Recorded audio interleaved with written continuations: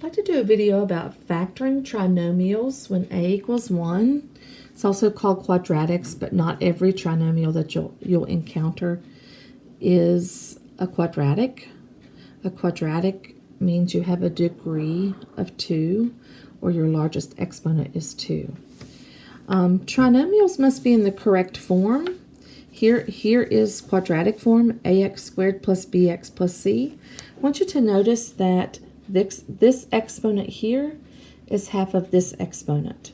So you could have ax to the fourth here, which would not be a quadratic, this would just be a trinomial. But to be in the correct form to factor, you would have to have a 2 here, because this exponent has to be half of this exponent. There's other instances that will work. If you have a 6 here, then you have to have a 3 here. So this exponent is half of this exponent. If you don't have that circumstance, you can't factor the way I'm about to show you. I'm going to show you another one. Let's say you have a 5 here. Then you would have to have 10 here. I'm going to show you one other thing you can factor as well. Students don't realize this. You could have ax squared plus bxy plus cy squared. Doesn't that look strange? But I want you to notice you have a squared term in the beginning and the end. And then in the middle, you have both of those variables, and those exponents are half of these. So you could have x to the fourth and y to the fourth. This would have to be x squared and y squared. So all of these are forms that you could use to factor trinomials when a equals 1. Okay, so I want you to look. Notice all my trinomials. All of them, 1 through 4, have an a value of 1. Okay, so I want to factor those. What I want us to do is I want us to go through and name a, b, and c of all of these. A is 1 here. B is -1. The number in front of the squared variable is your a value. The number in front of your variable's exponent, it's half of this one, is your b value. That's a -1. And your constant is your c value. Here I have a is 1 for this. B is -4. And c is -21. Here I have a is 1, b is -11, and c is 18. And on my last one, I have a is 1, it's that number in front of the square term, b is 17, and c is 60. Now what we're going to do, we're going to make a table, and in that table, I'll make it right here. In that table, I won't make it this big for all of them. The left-hand column will be factors, the things that multiply, of a times c. The right-hand column will be the sum of these factors, but my goal is to have b value. So we'll put the sum here, but I want to find the sum that is this b value. So let's do that for this first one. I want factors of a times c. A times c is -20. And my goal here is to find -1. I want to add them together, but I want to find -1. Now factors of -20. 1 times -20, -1 times +20. 2 times -10, -2 times +10. You do not have to write out every one of these, but I'm trying to show you the thought process you should go through in order to find the factors that work. And then I know I found them all because I tried 1, I tried 2, 3 doesn't go into 20, 4 goes into 25 times, and then 5, here's 5, goes into 20. So these are all my factors. Now I have some -1 plus -20. That's -19. -1 plus 20, that's +19. 2 and -10, that's -8. -2 and 10, that's +8. 4 and -5, that's -1. And -4 and 5, that's +1. Now my goal here is to get -1. Do you see -1 in this column? Yes. Here's -1. These are the factors that work. A times C, 4 times -5, gives me -20, and when I add them, it gives me -1.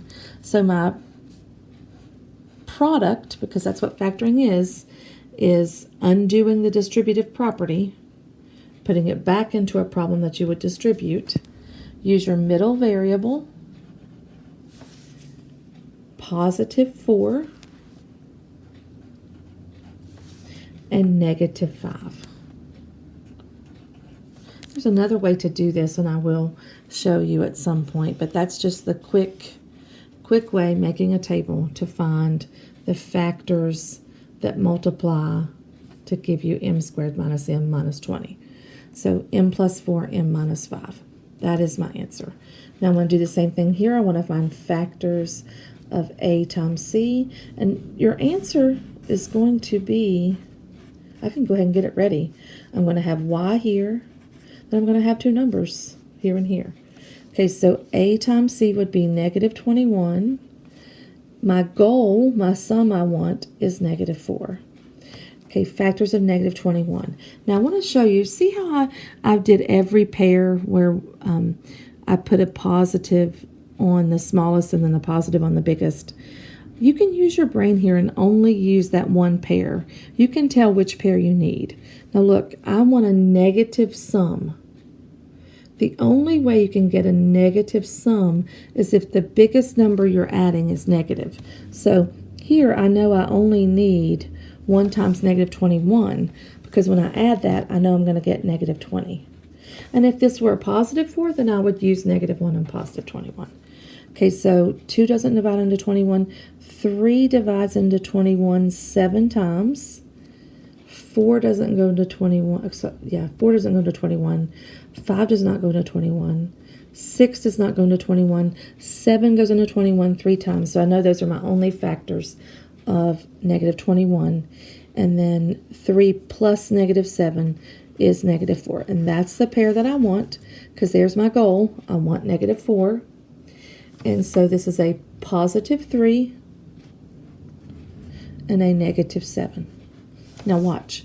Y squared minus 7y plus 3y, -4y, which is what I want, minus 21. So that is the correct answer. Okay, so let me try number 3. Make my table. I do expect to see a table. Does not have to have all the factors, but I need to see a table. Factors of 18, a times c, that will give me a sum of b. Now, this is interesting. Look, I want to multiply and get a positive and add and get a negative. That means both of my numbers have to be negative. -1 times -18 is +18. -2 times -9 is +18. -3 times -6 is +18. And those are all the factors of +18 that could possibly add to give me -11. Okay, so which of these pairs adds? Well, let's do all three additions, or all three sums. -19, -11, -9. So my goal is to get a sum of -11, and here is the pair that gives me that sum, -2 and -9. So I can set up my answer. My middle variable is h. That goes in the first spot of each of those. And then I'm going to have a -2 or a -2 and a -9. Okay. For the last one, slide this over. Okay, so now I want to find factors of a times c, factors of 60, that will give me a sum of 17. Okay, now look, I want a positive product and a positive sum. So both of my factors are going to be positive.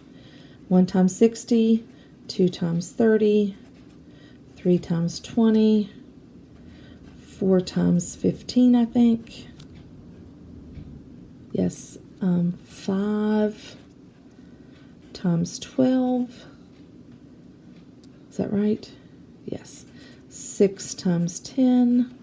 7 won't go. 8 does not go. 9 does not go. 10 goes. So those are all my factors. This gives me 61. This gives me 32 when I add. This gives me 23. This gives me 19. This gives me 17. And this gives me 16. So which factor adds to give me 17? Here. So my answer, use my middle variable, positive 5, positive 12. And that's my answer to factor trinomials when a equals 1. Or all of those were quadratics. So there we go. I hope that helps.